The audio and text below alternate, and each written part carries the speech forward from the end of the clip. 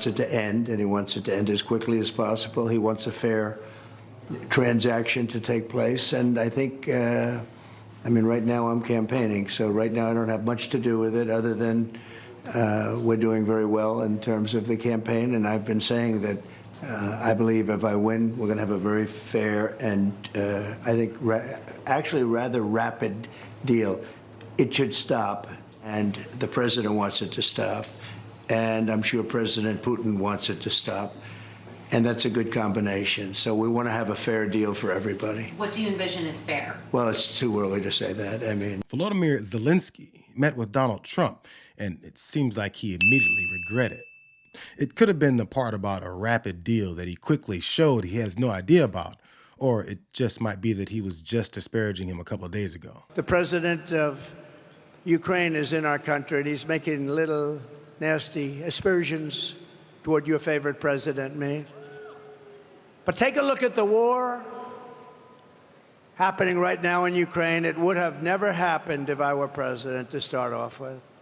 And there didn't even have to be a settlement. It wouldn't have happened, period. Russia wouldn't have gone in. I spoke to Putin about it a lot. I got along very well with Putin. I spoke to him a lot. You know, I was the one that ended the pipeline, Nord Stream 2, in Europe going to Germany. And he said that was a bad thing. That was the biggest job. Then they say how nice I was to Russia. No, I wasn't nice, but we got along. We had a good relationship, which is a good thing, not a bad thing. But what's happening in Ukraine is a very serious matter. Let's say we did settle, and a deal would have been made with Russia years ago, 3 years ago, before it all began. And we could have made a deal easily. Could have made it easily. If we had a president who was intelligent, we could have made a deal easily. We want to have a fair deal for everybody. What do you envision as fair? Well, it's too early to say that. The same consistent foreign policy agenda that comes from Donald Trump is that nothing negative in the world would have ever happened simply because he's in office. And when he's finally asked how him being in office would make those empty promises a reality, it's pretty clear that it starts with him and it stops with nothing. But what do you have left now, right? 3 years of horrible fighting. The country is absolutely obliterated. Millions and millions of people, including all of these great soldiers, they're dead.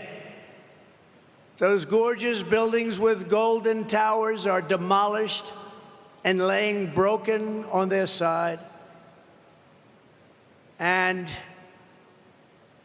you'll never see that kind of a town or city again. Can never be duplicated. They're all demolished other than Kiev. A deal could have been made. There wouldn't have been one person that died, and there wouldn't have been one golden tower laying shattered on its side. A deal could have been made if we had a competent president instead of a president that egged it all on.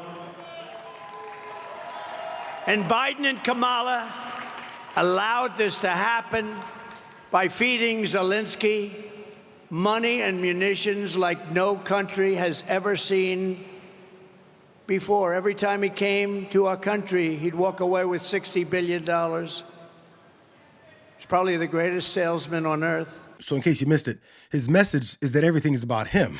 Zelensky got money to defend against the Russian invasion, but he doesn't deserve it because he said mean things about me. None of this would have ever happened if I were in the White House.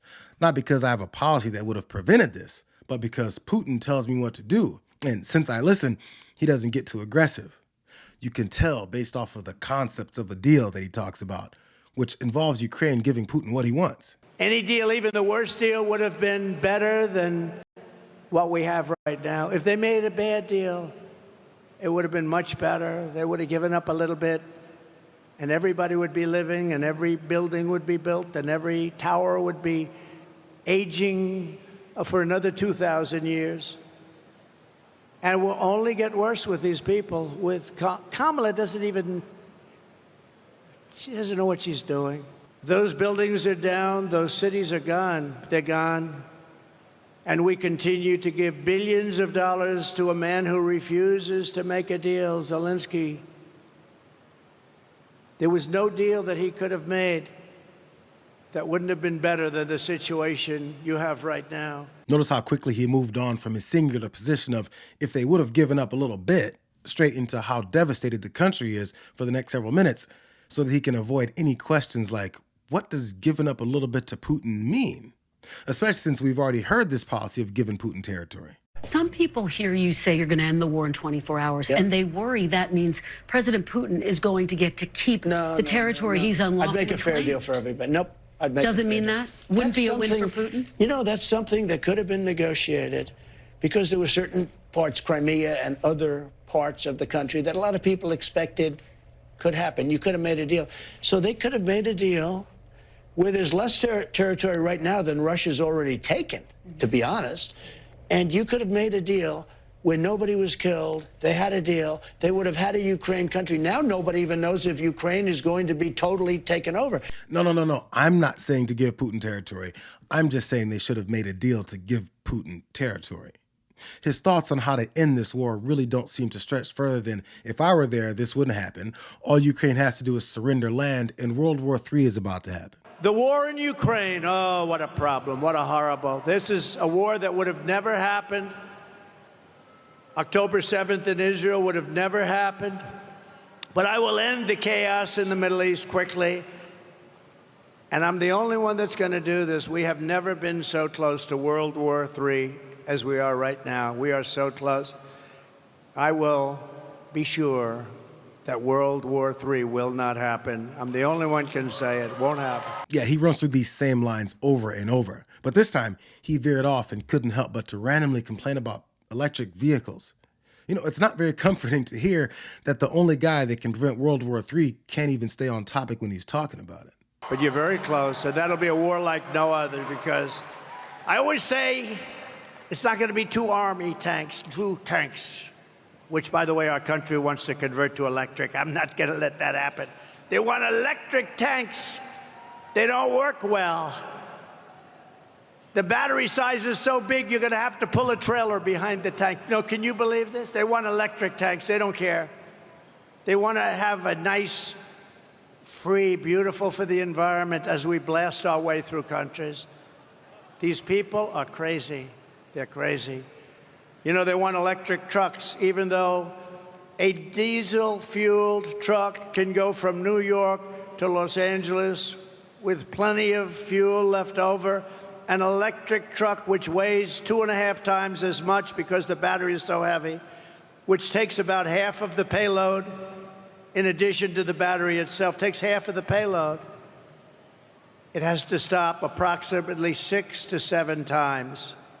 In the Midwest, you just saw Biden, they built battery chargers, 8 of them. They spent $9 billion on 8 chargers. It's not going to work. And I'm all for electric. And I like Elon Musk. Elon gave me a tremendous endorsement, a very heartfelt endorsement.